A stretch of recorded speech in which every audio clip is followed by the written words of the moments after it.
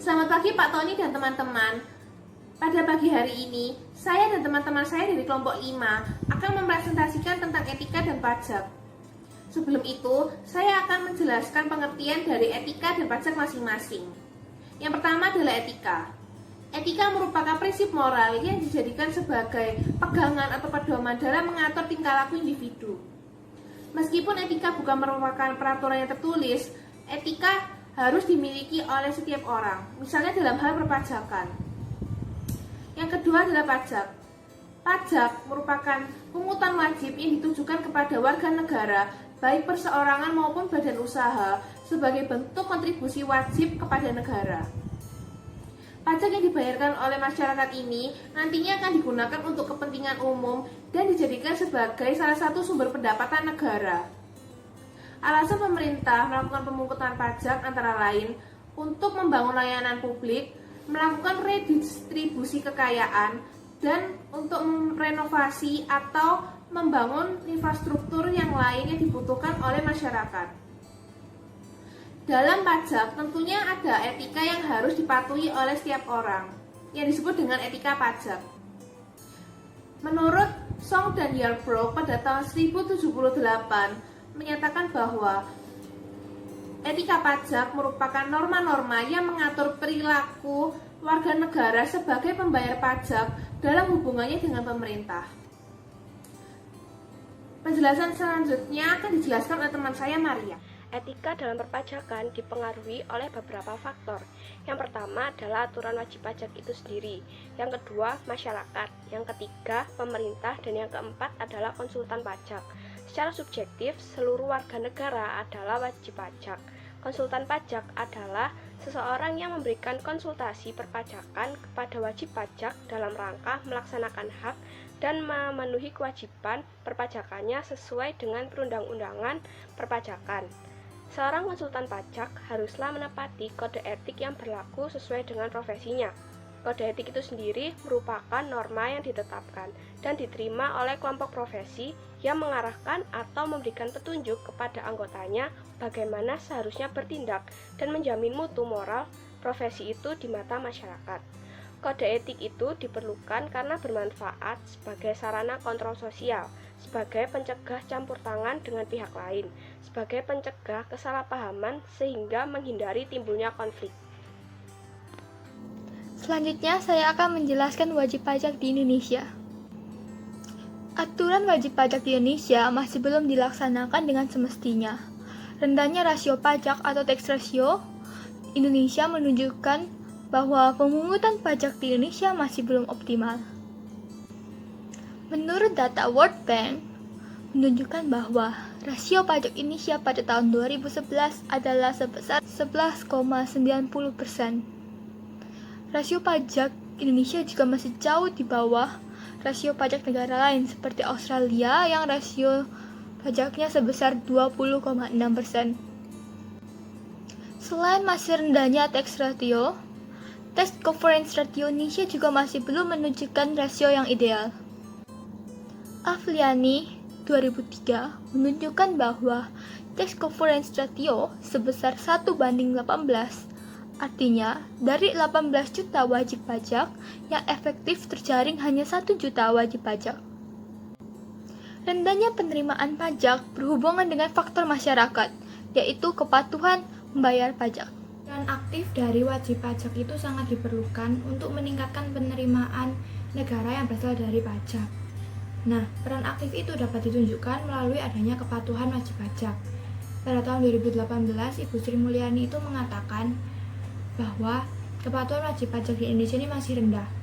Contoh isu-isu etika dalam pajak ini adalah dilaporkannya atau tidak dilaporkannya penghasilan tambahan dalam SPT. Nah, kenapa sih kepatuhan wajib pajak itu masih rendah? Hal ini disebabkan karena kesadaran dan pengetahuan wajib pajak dalam membayar pajak itu masih kurang. Pengetahuan wajib pajak itu merupakan kemampuan dari wajib pajak untuk mengetahui peraturan perpajakan, baik tarif yang harus mereka bayarkan sesuai dengan undang-undang maupun manfaat yang mereka terima setelah membayar pajak, dan juga mengimplementasikannya dalam melakukan kewajibannya untuk membayar pajak. Pengetahuan wajib pajak dilihat dari sisi pengetahuan tentang hukum pajak itu dibagi menjadi dua, yaitu hukum pajak formil dan hukum pajak material.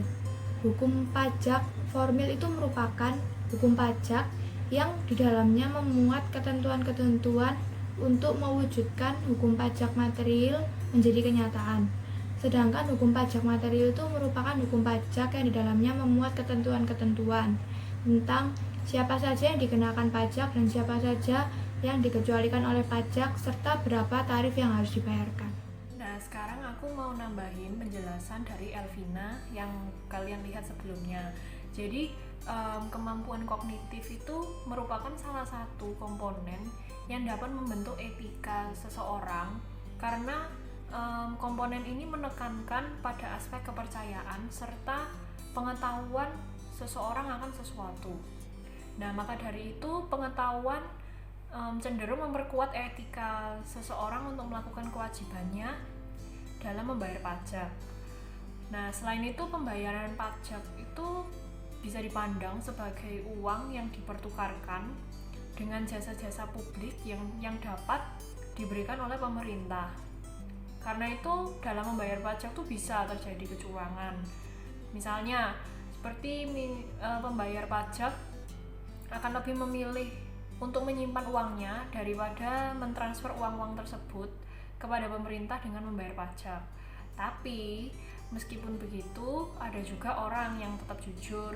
Jadi mereka memilih untuk melaporkan kewajiban pajak mereka meskipun mereka juga punya kesempatan untuk berbuat curang. Tetapi menurut mereka meyakini bahwa tindakan curang tersebut itu tidak etis.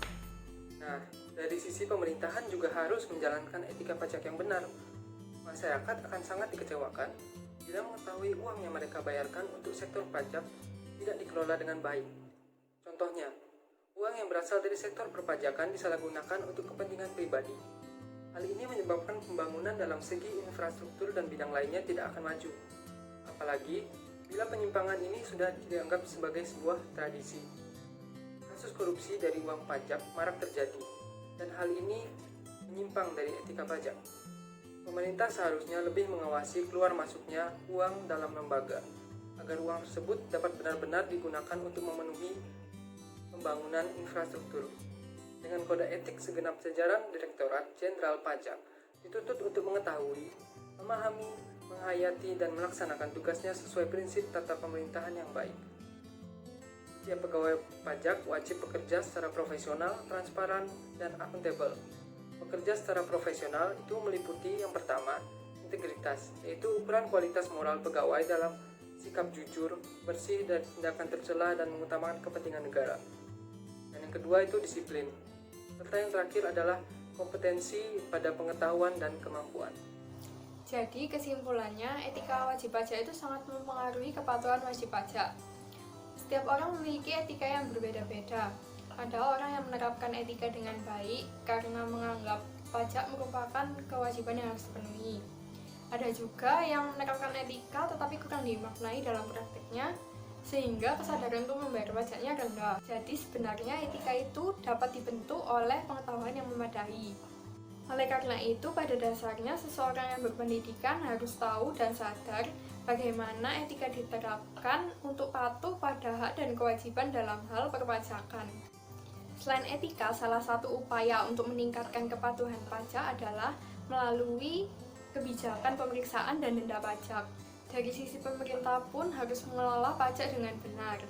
Kepatuhan wajib pajak dan pengelolaan pajak dengan benar akan membantu memperlancar pembangunan negeri. Sekian penjelasan dari kelompok kami tentang etika dan pajak.